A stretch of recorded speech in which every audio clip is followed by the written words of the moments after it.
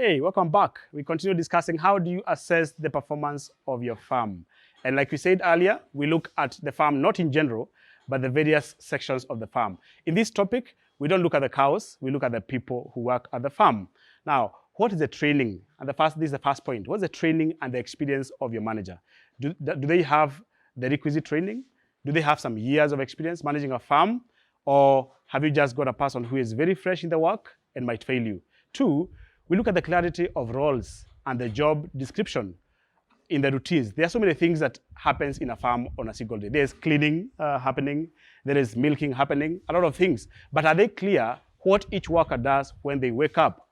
Or are they mixed up in the roles and no one knows what they're supposed to do?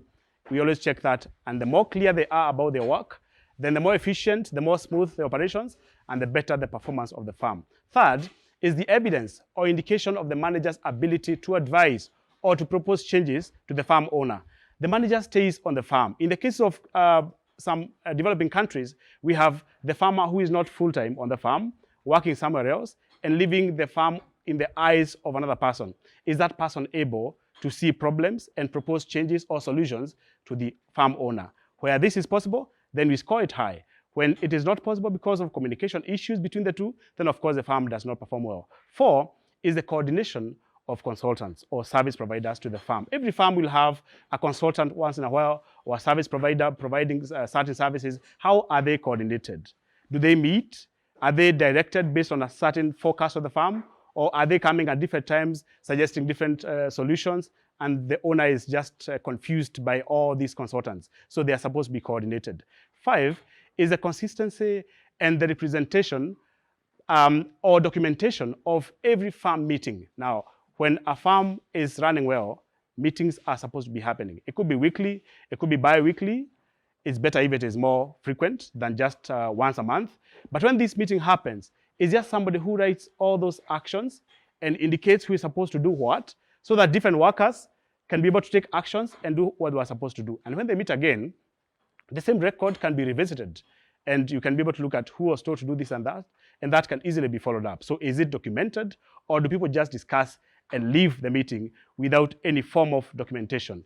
Now, six is the timeliness or thoroughness in the execution of the routines. How timely, how thorough. Even as workers who are supposed to be cleaning, and the schedule says they're supposed to clean the barn at 11 a.m. or maybe 6, depending on the farm. Now, is this happening at the right time? Or do I just walk in at 1 a.m. or 1 p.m. and I find this is when cleaning is happening today and tomorrow at different time? Are there some schedules, and is it done well? And is it thorough when it is done? 7, and this is very important, is the motivation of the workers in the different units. One worker is in the milking, the other one could be in the forage, the other one could be in the cleaning. But are they motivated to do the work? When you talk to them, do they look interested? Do they look happy to do the work? Or are they laid back and disinterested? If they are motivated, the better for the performance of the farm. And 8 is the staff ability to handle the cows in a friendly way. Sometimes staff could be tired, or they are disappointed about something, and that may also translate into them handling the cows in a brutal or cruel way. Are they able to all the time handle the cows in a way that cows feel that they are friendly and they are safe? That is very important, because cows that are not well handled might be less productive or might even suffer injuries because of mishandling. Now, 9 is the learning attitude of the workers. Do they seek learning? Do they look for knowledge? It doesn't matter where. It could be from other people. It could be from the internet, from the media.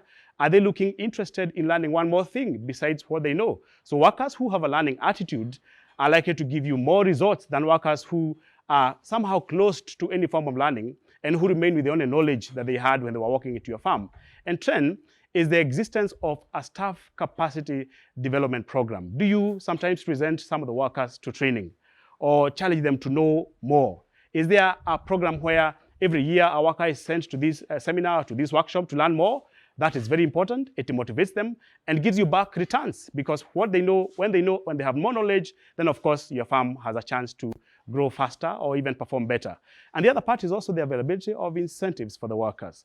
Now, for the farm owner, sometimes the challenges in the financials and so on might make them just give salaries and that's it. But it's also important to make some targets and say, whoever achieves this target, gets this kind of incentive. Of course, incentive also go together with these incentives if they're not doing well. But for those who are doing well, reward them and see what they're able to give you when you also reward for their good performance. So this is very important to also observe the workers, not just the cows, so that this combination of the people and the cows, the farm in general, becomes a well-performing farm. So meet you in the next lesson, and thank you very much.